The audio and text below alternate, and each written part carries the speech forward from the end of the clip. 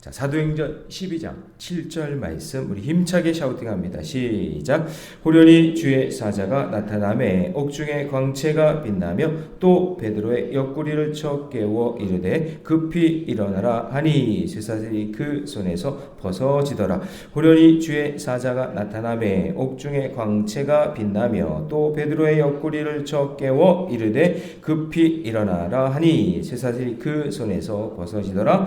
호련히 주의 사자가 나타나매 옥중에 광채가 빛나며 또 베드로의 옆구리를 쳐 깨워 이르되 급히 일어나라 하니 쇠사슬이 그 손에서 벗어지더라. 사도행전 12장 7절 말씀. 아멘. 할렐루야. 네, 오늘 함께 읽을 귀한 말씀을 가지고 주의 사자가 나타나매라는 제목으로 하나님 말씀 함께 나누겠습니다. 자, 사도행전 11장 우리 어제까지 말씀 나누면서 이제 초대교회의 유대인 중심에서 벗어나서 이제 신앙이 이방인들에게 확산되는 것. 그래서 이제 새로운 지평이 공식적으로 열린 거예요. 왜 그러냐면 예루살렘 교회 성도들이 이방 안디옥 교회가 세워지는 것을 허락했기 때문에 여기서부터 공식적인 이방인 선교가 이제 진행이 되는 겁니다. 베드로가 고넬료 집에 가가지고 이제 복음을 전했더니 성령의 역사가 사도행전 2장에서 일어났던 것 그대로 나타났어요. 그죠? 그래서 예루살렘 교회에서도 하나님께서 이방인에게 생명 얻는 회개, 생명 얻는 회개의 기회죠. 그러니까 회개해서 생명을 다시 얻을 수 있는 기회를 줬다라는 그런 이야기를 나누었죠. 그래서 안디옥 교회가 막 부흥하기 시작했죠. 막 부흥해가지고 얼마나 예수쟁이들이 많아졌는지 그냥 별명이 붙었다 그랬죠. 그리스도인이라는 그 말이 안디옥 교회에서부터 시작됐다 그렇게 이야기했습니다. 그 얼마나 부흥이 됐냐면 그 지역에 흉년이 일어났는데 예루살렘 교회가 흉년 때문에 힘들어지니까 지교회였던 안디옥 교회가 돈을 걷어가지고 그죠 물자를 걷어가지고 안디옥 교회를 본 교회를 도와줄 정도로 지교회가 본 교회를 도와줄 정도로 할렐루야. 네, 우리 교회가 안디옥 교회 같이 부흥했으면 좋겠어요. 자꾸 그렇게 흘려보내고 도와주는 그런 역사가 일어나도록. 그래서 사도행전 11장은 하나님의 구원의 역사가 경계를 뛰어넘어 놀랍게 역사한다. 자, 그러니까 뭐가 잘 돼서 막 확장되고 막 이렇게 잘 되고 있잖아요. 그런데 이제 12장에 들어오니까 새로운 핍박이 일어납니다. 이 새로운 핍박은 뭐냐면 교회에 대한 정치적인 권력자 헤롯의 박해가 시작이 되는 겁니다. 그 전까지는 유대인들이 힘들게 했잖아요. 그죠? 사울이 막 이렇게 잡으러 다니고 막 그랬죠. 유대인들이 힘들게 했는데 이제는 정치력을 가지고 있는 자들이 이제 힘들게 하는 좀 더 힘들어지는 상황이 된 거예요. 자, 그래서 하나님의 도우심이 필요하겠죠.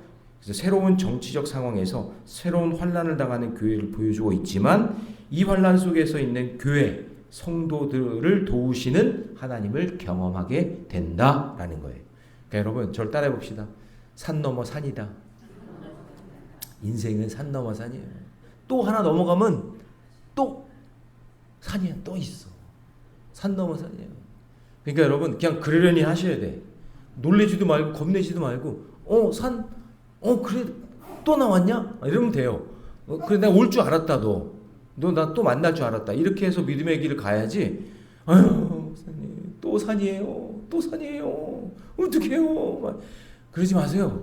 그냥 산 왔네. 그래, 너 산? 오케이, 나 기다렸어. 하면서 또 기도하면 돼요. 인생은 산 넘어 산이다. 그러니까 여러분, 산을 올라가고 내려가는 게 힘들고 어렵지만 올라가는 날이 있으면 또 내려가는 날이 있잖아요. 그러니까 믿음으로 담대하게 살아가시기 바랍니다. 그냥 어저께도 막둥이가 영원이가요. 글쎄, 지가 용돈을 모아가지고 택배가 이딴만한 게 왔어요 집에. 지가 주문을 했대.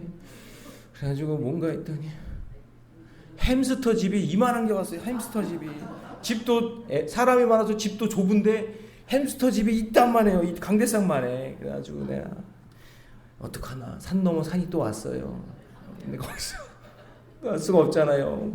근데 엄청 좋아 집이. 그런 집에 살고 싶어 내가.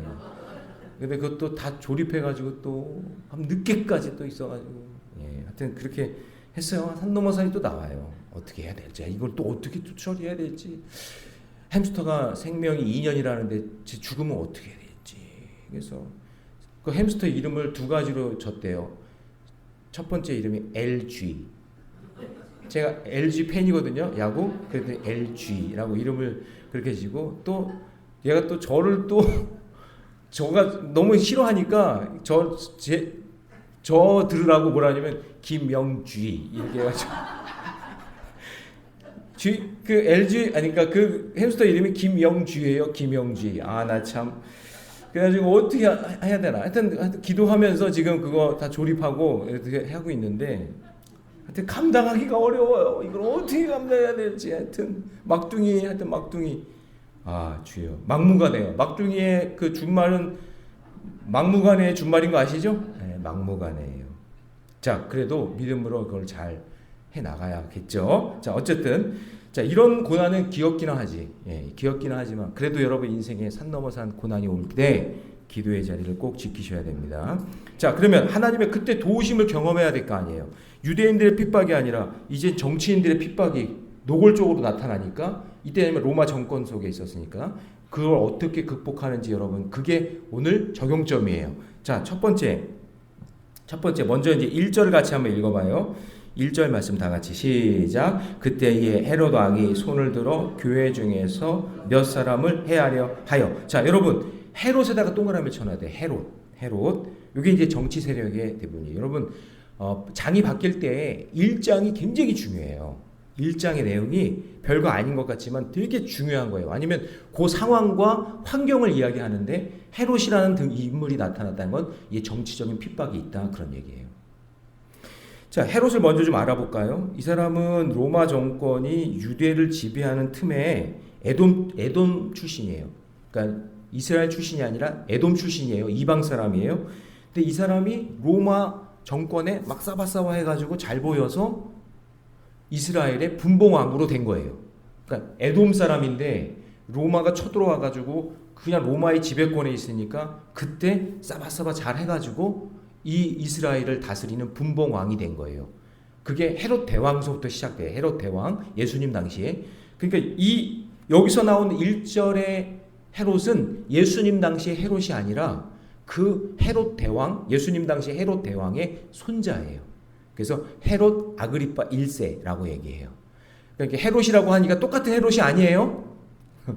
똑같은 헤롯이 아니에요. 그러니까 그 아들의 아들, 그러니까 손자 되는 거죠. 근데 이 헤롯 아그리파 1세가 예수 믿는 사람들 보니까 이거 도저히 가만두면 안 될 것 같아. 그래가지고 핍박하는 거예요. 그래서 2절 갑니다. 2절 다 같이 시작.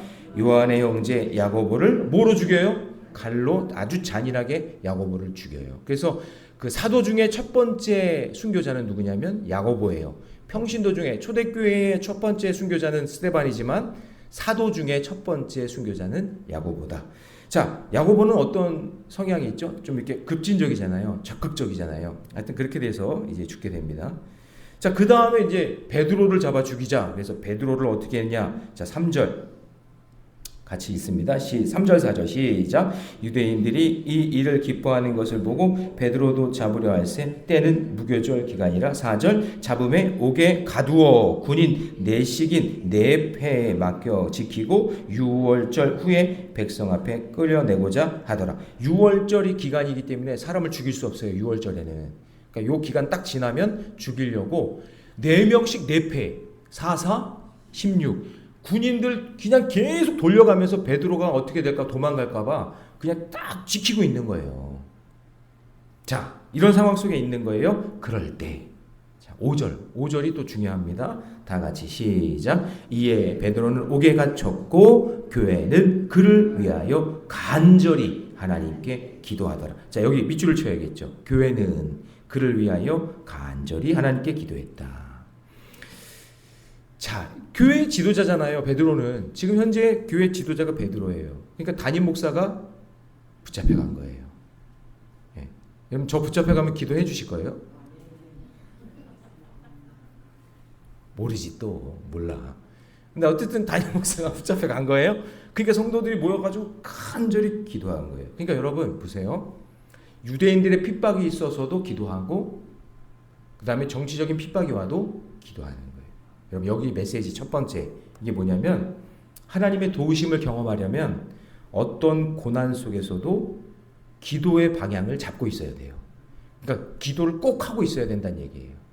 아유 유대인들이 그때는 이렇게 기도했으니까 아이고 이제 정치적인 상황에서는 끝났어 이제 우리는 할 게 없어. 그게 아니라 그거 진짜 믿음 없는 말이에요. 응? 기도해봤자 소용없어요. 그건 진짜 믿음 없는 말이고 어떤 고난의 유형은 달라요. 제가 산 넘어 산이라 그랬죠. 고난의 유형은 다 달라요. 그런데 그 고난 앞에서 여러분 기도의 자리를 놓으면 안 돼요. 그래서 저는 제가 담임 목사하면서 결심한 게 뭐냐. 우리 교회는 365일 무조건 새벽 예배한다. 공예배는 명절 때 안 하더라도 여러분 오늘 금요예배 없습니다. 예, 없지만 무조건 새벽 예배는 365일 한다. 내가 부교육자들 없으면 내가라도 한다. 예, 저는 그런 마음이에요. 왜냐?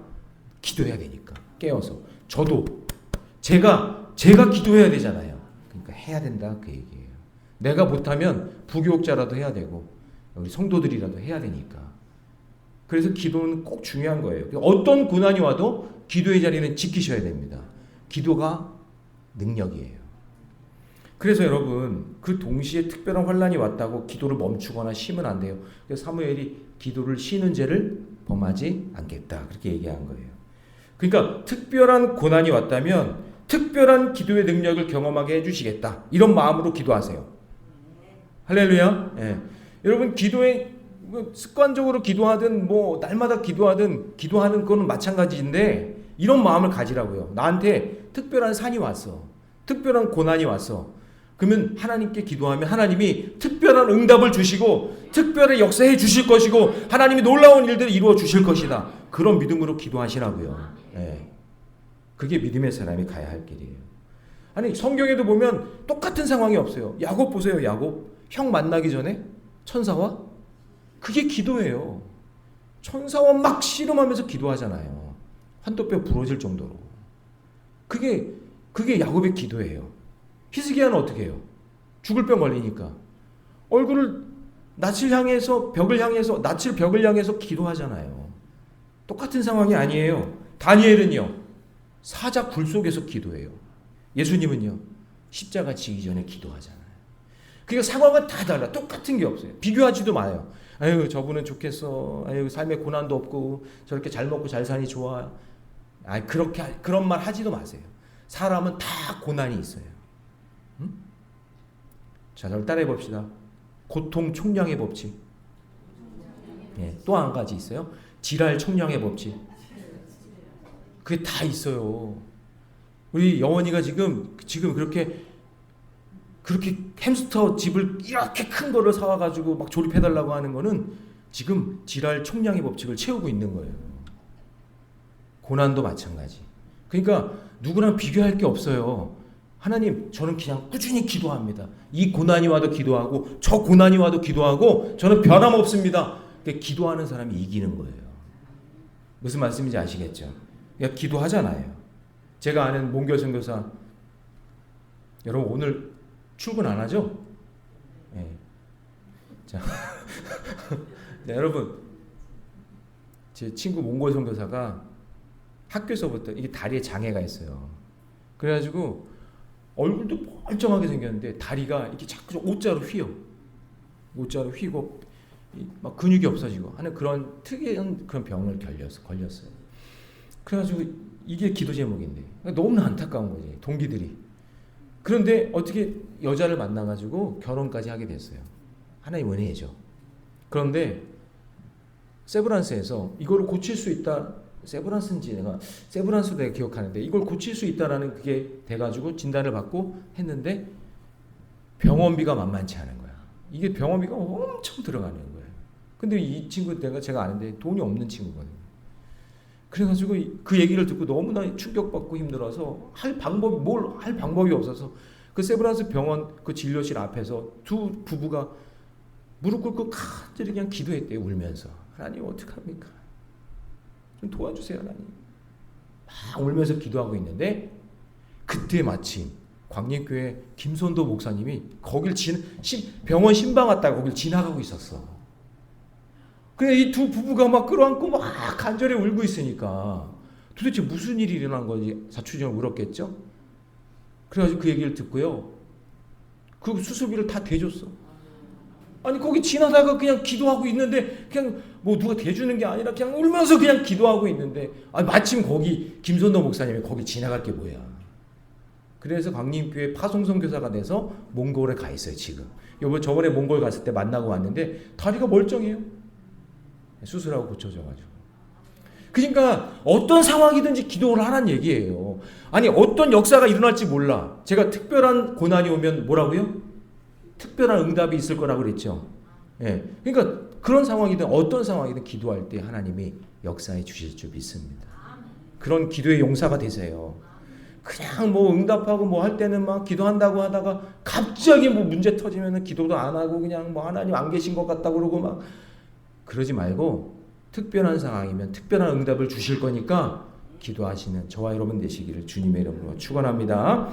적용 질문 드립니다. 나는 어려움을 만날 때 먼저 사람을 찾습니까? 아니면 하나님께 먼저 무릎 꿇고 기도합니까? 그러면 기도의 자리를 사모하는 저와 여러분 되시기를 축원합니다. 자, 두 번째, 하나님의 도우심을 경험하려면요, 말씀에 깨어 있어야 돼요. 자, 6절 말씀 같이 있습니다. 6절 같이 있습니다. 시작. 헤롯이 잡아내려고 하는 그 전날 밤에 베드로가 두 군인 틈에서 두 쇠사슬에 매여 누워 자는데 파수꾼들이 문 밖에서 옥을 지키더니. 자, 여러분 지금 상황을 잘 보세요. 밤이에요, 밤. 그리고 4명씩 돌아가면서 2명은 베드로 옆에 딱 있어. 베드로 옆에서 쇠사슬을 묶어놓고 같이 있는 거고 2명은 밖에서 지키고 4명이 한 조로 지금 돌아가고 있으니까. 그런데 지금 베드로는 뭐 하고 있어요? 누워 자는데. 저는요 여기 너무 은혜가 되는 거예요, 이 부분이. 아니 지금 다 그 다음 날이면 죽을 수도 있는 사람이잖아요. 지금 간수들이 지금 옆에서 딱 지키고 있잖아요. 근데 잠이 잘 와. 마음이 평안해. 저는요 커피를 그렇게 좋아하고 많이 마셔도 10시만 되면 딱 자요. 딱 이렇게 누우면 그냥 자고 있어요. 저도 모르게. 자, 하나의 은혜예요. 여러분 잠을 주시는 게 얼마나 은혜예요. 그렇죠? 잠 잘 자면 복되잖아요. 잠 잘 자니까 지금 이렇게 와서 새벽에 제가 말씀 전하지 4시면 일어나거든요. 그렇게 잠이 없으면요 저 못해요. 사요. 하나님이 이렇게 잠을 주시는 게, 그래서 사랑하는 자에게 잠을 주시나 봐요. 할렐루야. 제가 사랑받는 게 싫으세요? 네. 잘 자요. 감사해요. 근데 베드로가 지금 고난 중에 있는데 자요. 누워 자는데. 이렇게 된 거죠. 자, 그러면 지금 여러분에게 질문해 볼게요. 베드로가 이렇게 왜 잠을 잘 잘까요? 한번 여러분 나름대로 신앙의 언어로 표현해 보세요. 잠을 잘 자는 이유가 뭘까? 뭐 겁이 없어서? 아니 왜 겁이 없어? 이제 죽는데. 야고보도 죽었는데 칼로. 아니 미리 풀려날 걸 알아서? 뭘 알아? 앞에 자기가 뭐 하나님이야? 앞을 어떻게 내다봐? 아니에요. 자, 답을 얻으려면 우리 성령 충만이 무엇이라고 그랬죠? 성령 충만한 것은 예수의 영이 충만하다 그랬죠? 예수의 영이 충만한 거는 3가지 문제가 해결된 거예요. 자, 첫 번째 죽음의 문제, 죄의 문제, 그죠? 그 다음에 죽음의 문제, 그 다음에 영생의 문제, 십자가, 부활, 승천. 이게 베드로 안에 가득하니까 그게 성령 충만한 거예요. 그게 성령 충만하니까 자 보세요. 죽음의 문제가 두렵지 않은 거예요. 나 뭐 죽으면 천국 가는 거지 뭐. 나 오늘 여기서 내일 죽으면 나 천국 가는 거지 뭐. 그러니 마음이 근심 걱정이 없는 거예요. 두렵지가 않은 거예요. 그러니까 마음이 평안하니까 잠을 잘 자는 거예요. 그래서 여러분 예수의 영이 충만해야 돼요. 성령이 충만하다는 건 그런 거예요. 성령이 충만하다고 이야기하는데 잠도 못 자? 성령이 충만하다는데 맨날 두려워? 그건 믿음 없는 거잖아요. 예수님이 나와 함께 계시잖아요. 믿으십니까? 그럼 내 죄 문제 해결됐죠. 죽음의 문제 해결됐죠. 영생의 문제 해결됐잖아요. 그러니까 마음이 평안한 거예요. 그래서 잠을 잘 자는 거예요. 군인이 옆에서 지켜도. 자, 그랬더니 어떻게 돼요? 자, 7절 같이 있습니다. 시작. 호련히 주의 사자가 나타나매 옥중의 광채가 빛나며 또 배둘의 옆구리를 쳐 깨워 이르되 급히 일어나라 하니 쇠사슬이 그 손에서 벗어나. 아니 얼마나 깊은 잠을 잤으면 천사가 옆구리를 어떻게 해서 여기 쳐 깨웠대. 자, 여러분 하나님의 인도하심을 경험하려면요 너무 피곤해서도 잠을 잘 자도요. 자, 여러분 잘 들어보세요. 하나님의 말씀에는 깨어 있어야 돼요. 믿으십니까? 네.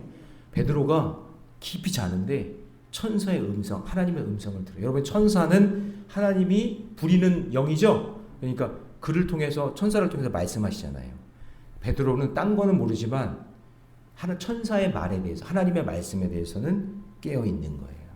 그래서 이 새벽에도 말씀이 오늘 여러분 뭐예요? 여러분의 옆구리를 쳐 깨우는 거예요. 이 말씀이 이 새벽에 매일매일 주시는 이 말씀이 여러분의 옆구리를 쳐서 깨워 다시 일어나게 하고 다시 살게 하는 거예요. 우리 교회 권사님 중에 한 분은요. 오늘 여기도 계신데 어머니가 병환 중에 너무 이렇게 아파하는데 하루는 너무나 피곤해가지고 잠을 자는데요. 예수님이 환상으로 나타나가지고 그냥 싸대기를 그냥 팍 때렸대. 너 지금 기도 안 하고 뭐 하냐고. 아니 진짜 간증이에요. 그분의 간증이에요. 그러니까 베드로가 여러분 천사가 옆구리 팍 쳐서 깨운 거랑 똑같은 거죠. 와가지고 그냥 싸대기로 팍 때려가지고 너 왜 기도하냐고. 엄마 지금 수술하고 이제 이래야 되는데. 그래가지고 벌떡 일어나가지고 새벽 예배 왔다는 거죠. 그런 일들이 일어난다고요. 말씀이 갈급하고 기도해야 되는 그 소망이 있는 사람은요. 그냥 가만히 안 놔둬요. 어떻게든 옆구리를 치든지 그냥 싸대기를 때리든지. 죄송해요. 싸대기라고 했는데. 하여튼 그렇게 했든지 어떻게든지 이렇게 깨워가지고 기도하게 만들고 말씀 듣게 만든다고요. 그러니까 뭐예요? 베드로는 하나님 말씀에 깨어 있었던 거예요. 그러니까 뭐냐면 이런 거죠. 여러분 우리가 하나님의 도우심을 경험하려면 말씀에 깨어 있어야 된다라는 거예요. 자, 적용 질문 드립니다. 지금 내가 매여 있는 상황은 무엇입니까? 참된 자유를 누리기 위해 말씀을 가까이 하고 있습니까? 여러분을 깨우는 것은 하나님의 말씀이라는 것을 잊지 마시기 바랍니다. 자, 마지막 세 번째, 하나님의 도우심을 경험하면요, 말씀을 전하기 위한 사명이 있어야 됩니다. 자, 여러분 왜 깨우는지, 여러분 베드로를 감옥에서 왜 나오게 해야 돼요? 한번 이유를 한번 생각해 봅시다. 베드로를 왜 살려주셔야 되죠? 지금 상황이? 그렇죠. 여러분 지금 초대교회의 위기 상황이잖아요. 수장이었던 베드로가 죽으면 어떡해? 그러면 사람들이 다 야 베드로 죽었어. 이제 끝났어. 교회 끝났어. 이렇게 될 거 아니겠어요? 그러니까 살려둬야 될 분명한 이유가 있잖아요. 베드로를 통해서 말씀을 전해야 되고 교회를 통해서 말씀이 전달돼야 되니까 베드로를 살리는 거예요. 여러분들이 살아야 되는 이유가 뭐예요? 여러분들을 살려주셔야 될 이유가 뭐예요? 그게 분명하면 하나님이 여러분 살려주세요. 그 사람이 역사해 주신단 말이에요. 자, 여러분 9절 말씀 같이 있습니다. 9절 다 같이 시작. 베드로가 나와서 따라갈새 천사가 하는 것이 생시인 줄 알지 못하고 환상을 보는가 하니라. 자, 여러분 우리는 가끔 내 지식과 내 경험을 따라 살아가요. 그게 전부라고 생각해. 그런데 여러분 그럴 때 인생의 불가능을 경험하잖아요. 그래서 우리에게 필요한 게 뭐냐면 하나님의 말씀이거든요. 근데 그 말씀은 나에게만 필요한 게 아니라 다른 사람에게도 필요하잖아요. 이 땅에 감옥에 갇혀있는 인생, 쇠사슬에 묶여있는 인생, 그 인생에게, 그 악한 영에 매여있는 그 인생에게 필요한 게 뭐냐면 하나님의 말씀이에요. 그래서 지금 이 감옥에 갇혀있는 베드로, 쇠사슬에 묶여있는 이 베드로가 상징하는 게 뭐냐면 이때 당시의 교회의 상황이에요. 감옥에 갇혀있는 것 같고 쇠사슬에 묶여있는 그 상황 속에 하나님의 말씀을 들으니 그 옥문이 열리고 쇠사슬이 풀리는 역사가 일어나는 거예요. 그래서 복음이 막 전하게 되는 역사가. 그래서 10절 말씀 같이 있습니다. 다 같이 시작. 이에 첫째와 둘째 파수를 지나 시내로 통한 쇠문에 이르니 문이 저절로 열리는지라 나와서 한 거리에 지나 천사가 곧 떠나더라. 하나님께서 왜 옥문을 열어주시고 쇠사슬을 풀리게 하시는지 그 이유를 아셔야 돼요. 하나님의 말씀을 전하기 위한 거예요. 여러분에게 생명을 왜 주셨어요? 여러분 교회를 왜 다녀요?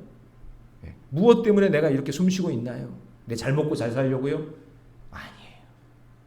베드로 잘 먹고 잘 살려고 거기서 끄집어낸 게 아니에요. 복음을 전하라고, 하나님 말씀 생명 살리는 일 감당하라고 저와 여러분들이 이 새벽에 옆구리를 쳐서 깨워서 오늘 저와 여러분을 여기까지 인도해 주신 줄 믿습니다. 그 사명 잊지 말고 믿음의 길 걷는 저와 여러분 되시기를 주님의 이름으로 축원합니다. 기도하겠습니다. 사랑의 하나님, 주님의 은혜 감사합니다. 오늘도 저희를 붙들어 주시고 인도해 주신 하나님, 고난 속에서도 기도하게 하셨으니 오늘 어떠한 어려움과 환난이 닥쳐도 낙심치 말고 주님 앞에 무릎 꿇고 기도할 때 주님이 주시는 능력과 위로를 경험하는 시간이 되게 해 주옵소서. 죽음을 두려워하지 말게 하여 주시고 이 땅의 삶의 전부가 아니라 영원한 생명이 있음을 믿게 하여 주옵소서. 하나님, 힘들고 어렵지만 평안하게 잠들게 하여 주시고 우리 새벽의 용사들에게 능력과 힘을 더하여 주셔서 기도할 때마다 하나님의 능력과 기적을 경험하는 역사가 있게 하여 주시옵소서. 말씀 따라 살게 하시고 말씀 전하며 살게 하여 주셔서 내가 살아있는 이유를 알게 하여 주시고 나를 이 땅에 보내신 이유, 가정을 주신 이유, 자녀를 주신 이유, 살 수 있는 일터를 주신 이유를 깨닫게 하여 주셔서 생명 살리는 거룩한 일에 쓰임받는 우리 모래내교회 모든 성도들, 특별히 새벽의 용사들 되게 해 주옵소서. 이 모든 말씀 우리 주 예수님의 이름으로 기도하옵나이다. 아멘.